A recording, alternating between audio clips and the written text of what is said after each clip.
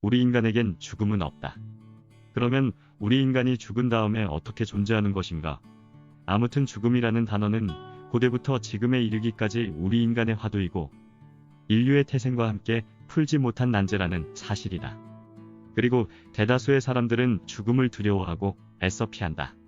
즉 입 밖에 꺼내지도 않는다. 하나의 금기어처럼 되어버렸다. 즉 정면으로 맞부다치기를 꺼려하는 것이다. 이러한 현실들을 한국 죽음학회를 2005년부터 이끌고 있으며 이화여대에서 한국학을 가르치고 있는 최준식 교수는 이렇게 말한다. 과거 인류 모두가 천동설을 주장할 때 코페르니쿠스 혼자 태양을 중심으로 지구는 돈다라는 지동설을 주장했을 때 모든 사람들이 비웃고 이상한 놈 취급을 받았듯이 지금 우리는 사후세계나 사후생 얘기를 하면 이상한 사람 취급을 받는데, 그렇지만 사후세계는 실제로 존재한다. 그리고 사후세계를 인정하면 지금의 내 삶이 훨씬 여유롭고 풍족해진다 라고 말이다. 이탈리아의 미술가이자 과학자이며 사상가인 레오나르도 다빈치도 이렇게 말했다. 보람차게 하루를 잘 보낸 끝에 행복한 잠을 잘 수 있듯이 한 생을 잘 산 후에 행복한 죽음을 맞을 수 있다고 말이다. 미국의 시인인 월트 휘트먼은 죽음보다 더 아름다운 것은 일어날 수 없다고 말하기도 하였다. 한편 동양 철학에서 보는 죽음에 대한 관점은 중국의 사상가인 장자는 이렇게 표현을 했다. 삶은 죽음의 길을 따르는 것이요, 죽음이란 삶의 시작이니 어찌 그 근본 이유를 알 수 있으랴. 삶과 죽음이 서로 뒤따르는 것이라면 나는 다른 무엇을 근심 걱정할 필요가 있겠는가 하며 나름 죽음에 대해 정의를 내리기도 하였다. 독일의 철학자 칸트는 이렇게 말했다. 우리의 삶에서의 의미나 윤리가 가능하려면 사후에 또 다른 삶이 존재함이 있어야 되고 영혼세계의 심판관이 요청된다고 말이다. 즉 사후세계가 반드시 존재해야만 현재 지구에서의 삶이 의미가 있다는 말이다. 이번 지구에서의 삶이 마지막이라면 법, 규칙, 약속 등 인간 사회에서 행해지는 모든 규약을 지킬 필요 없이 자기 멋대로 인생을 살다가 죽으면 되지 않느냐에 대한 반문인 것이다. 그래서 삶과 죽음, 그리고 그 뒤에 사후세계는 반드시 같이 가야 한다는 소리다. 사후세계는 반드시 존재한다는 말이다.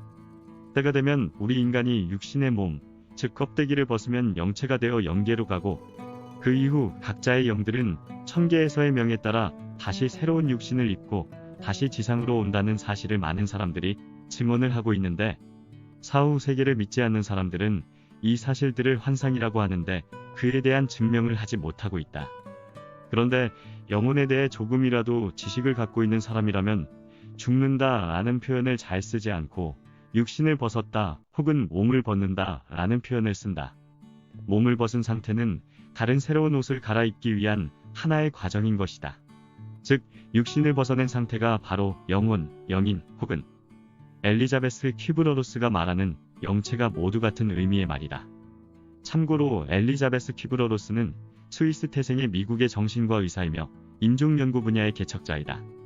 죽음과 인종에 관해서 라는 저서를 출판하였고 2007년 미국 국립여성 명예의 전당에 이름을 올린 인물이기도 하다. 그리고 1970년에는 하버드 대학교에서 인간의 죽음과 인종에 관련해 인간의 불멸에 관한 인거솔 강좌를 열기도 하였다. 그래서 지금 누가 나에게 인간이 죽은 다음에도 다시 존재하는가라고 언제 어디서나 물어봐도 나의 대답은 항상 예스이다. 그것도 아주 명료한 의식과 함께, 아니 육신을 갖고 있었을 때보다 무려 9배 이상 영이 맑아진다고 티벳 사자에서의 저자인 하드마 삼바바와 스웨덴의 최고 과학자이고 영성신학자였던 스베덴 보리도 누누이 주장하고 있지 않던가. 어차피 사후생을 받아들이지 않으려고 하는 사람들은 어떤 증거를 들이대도 믿지 않을 것이다. 그들은 사후생이라는 것은 인간이 영생하려는 헛된 욕망이 만들어낸 환상이라는 것이다. 오늘날 사후세계를 부정하는 것은 모든 사람들이 과학적 사고에 물들어 있기 때문이다. 과학이란 어떤 사건이나 사물을 같은 조건에서 언제 어디서 누가 실험을 하던 간에 같은 결과가 도출되는 것을 말한다. 결국 실험할 수 없는 것들을 모두 비과학적으로 규정합니다. 이 잣대로 본다면 죽음 뒤에 삶이 존재하는가는 실험을 할 수 있는 영역이 아니므로, 아니 실험을 할 수 없으므로 비과학적이라 보는 것입니다. 과학이 싫어하는 단어는 주관적이라는 단어입니다. 최근 몇백 년 사이에 이런 세계관을 가진 과학이 전 세계적으로 전파되면서 우리 모두는 과학적이지 않는 것을 배격하게 되었습니다. 죽음 뒤에 삶을 미신으로 치부하게 되었고 사후생을 부정해야만 지식인으로 간주되는 것입니다. 이 같은 판단은 과학의 오만입니다. 이 문제는 과학이 다룰 수 없는 분야이니까 정확한 표현으로는 과학계에서는 내가 모르는 분야이다 라며 불가지론을 표명해야 됩니다. 이렇게 무턱대고 막무가내로 부정하는 것은 과학적 태도가 아니라고 최준석 교수는 열변을 토한다. 사후세계를 부정하는 사람들에게 죽음학의 세계적 권위자였던 미국의 정신과 의사인 엘리자베스 키블러 로스 박사가 이렇게 한마디 했다. 어쨌든 당신도 죽을 때가 되면 사후에도 의식이 존재한다는 것을 알게 될 것이다 라고 말이다. 사실 우리 주변에는 사후생이 존재한다는 징후가 많다. 가장 유력한 증거가 종교교리다. 세계의 종교 중에서 영계를 부정하는 종교는 없다. 기독교나 이슬람교는 인간이 죽으면 영계에 간다고 적시하고 있다. 즉 하늘나라의 천국이든 지옥이든 간다고 명시적으로 주장하고 있으며 불교나 힌두교에서는 한 걸음 더 나아가 환생과 윤회를 주장하고 있지 않는가. 한결같이 영들이 사는 영계를 긍정하고 있는데 과학계는 이것을 전부 환상이라고 매도하고 있는 것이다. 환상이라는 증거가 하나도 없이 말이다. 1970년도 시작한 근사체험에 관한 연구도 눈여겨보아야 한다. 근사체험 연구가 중요한 것은 유사일에 처음으로 사후의 삶에 대하여 최초로 과학적으로 접근한 연구이기 때문이다. 거기에 대한 연구 결과로 나온 책이 최준식 교수의 죽음, 또 하나의 세계라는 제목의 도서다. 일독을 권한다. 그런데 이상한 것은 근사체험자들, 죽음에 한번 직접 부딪혀본 사람들은 한결같이 그 전에는 사후생에 대해 관심도 없었고 그저 하루하루 먹고 살기 바쁜 사람들이 대부분인데 근사체험 이후 사후생을 믿게 되었고 이전 생활과 전혀 다른 관점에서 지나온 삶을 되돌아보면서 아주 긍정적이고 적극적인 삶을 살고 있다는 것이다. 하루하루 생활하는 데 있어 삶의 의미와 가치에 둔 삶을 살고 있으며 대부분 그 전에 이기적인 삶을 버리고 거의 대부분 이타적인 삶을 살고 있다는 것이다. 무슨 종교를 믿던 간에 어떻게 하면 남을 위해 좋은 일을 할 수 없을까 하며 생각하며 살고 있다고 한다. 왜냐하면 이들은 잠깐 동안에 하늘나라를 엿보고 왔지만 천국의 규칙과 작동 원리를 깨달았기 때문이지 않을까 나는 생각해본다.